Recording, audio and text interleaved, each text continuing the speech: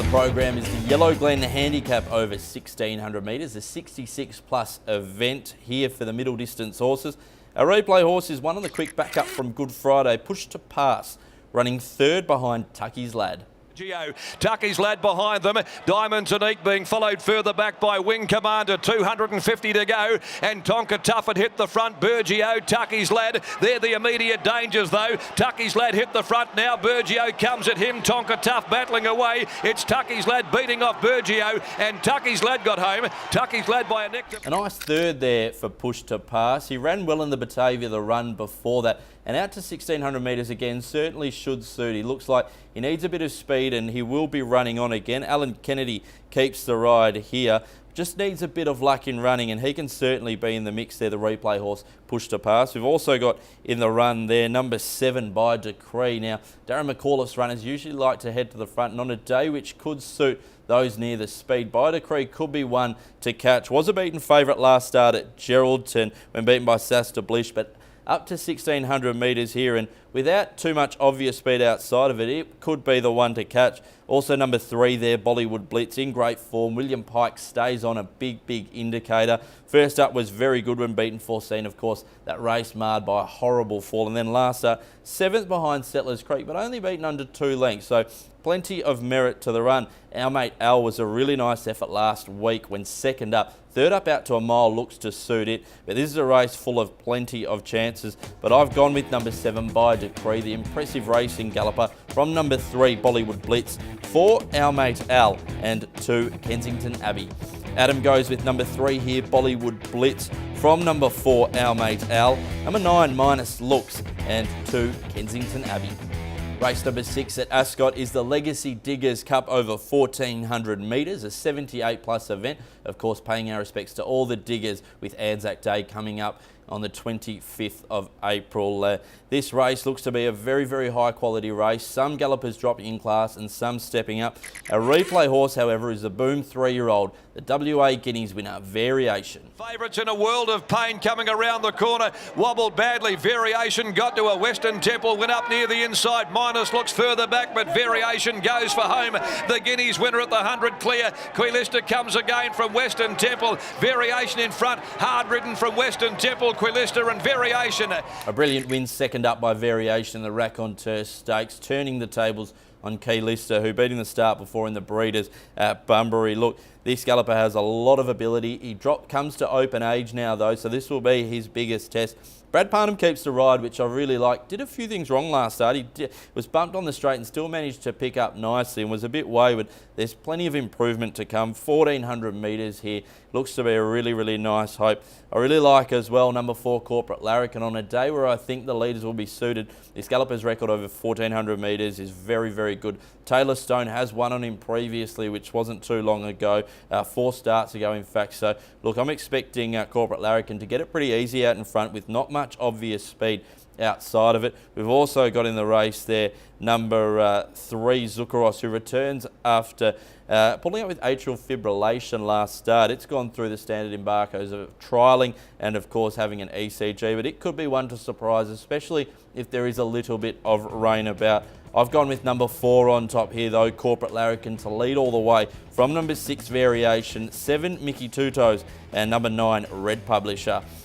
Adam goes with number 6 here, Variation, ahead of the 1 Red Aura, 4 Corporate Larrikin and 10 Terra Force.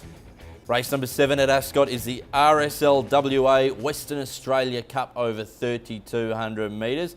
Really intriguing affair this, because we don't have too many staying races of this nature, and this is a very far race for a lot of gallopers which haven't been over the trip except for one, Battle King. But our replay horse is Dark Alert, winning the Pinjarra Cup last start. A call upon plenty. He led the way. Parnham went for home. Dark Alert. It's had the cosy run sitting off them and about to sprint. 200 left to go. Dark Alert sprinted past the favourite. Material Man's gone. Magic Miss runs on, but Dark Alert races clear with 100 left to go. They set this up for Dark Alert really in the middle part of the race, and he's too good. Dark Alert 2.5 lengths. Well, the race was run to suit Dark Alert there. A cracking tempo on top, with Zorance and Material Man going mad out in front. And William Pike just camped off them, and put the race to bed a fair way from home. Zarant's in that race, just over-raced and tested the leader and softened the leader up, which in turn softened himself up. Look, hopefully he settles out to 3,200 metres. He's a classy galloper. He's shown that in the past.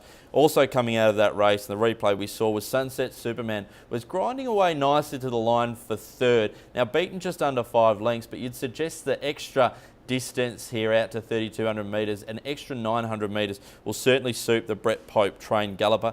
There's a few in here that are just so unknown. Chill the Champers has the miles in the legs after running over the Oaks and the Derby trip. 2 races over 2,400 metres, and of course third in that Derby most recently. And Battle King, of course, ran third in this race last year, so you half know he gets the trip. A very, very intriguing race though, with many, many chances. I'm going with the number 2 on top though, the Pinjarra Cup winner, Dark Alert, ahead of number 5, Chill the Champers, 8, Sunset Superman, and 9, The Temptress.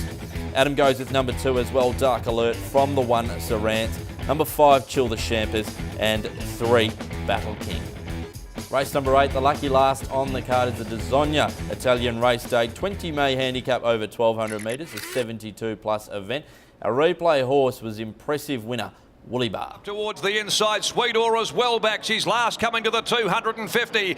As they went down past the distance, Mighty Blonde went through in the middle. Mr. Motown down the outside. Woolabar keeps coming, and so does Seeker. It's Woolabar on the outside of Mighty Blonde. Mighty Blonde, Woolabar, Mr. Motown, the middle. Peninci coming late, Woolabar. A very impressive performance there from Woolly Bar, because as you saw, he was 3 wide in the run and dipped at the start, so he did have excuses if he was to get beat, but Randy Tan just kept him comfortable there, and he finished off very, very strongly on what was a hot speed. Out of that race was American Star as well. Didn't have too many excuses and vetted out quite clear, so no issues there. He comes into this race. Joseph Azzopardi takes the ride for Aaron Mitchell, so dare say they'll go back for a bit of cover like they have been in the last few and try to allow him to finish off. Also number 1 there, Maginica, was really good last start. Coming off a freshen up there and leading all the way quite comfortably, beating Star Glitter. Look, has to carry a bit more weight here, but Clint Johnston Porter's claim certainly helps.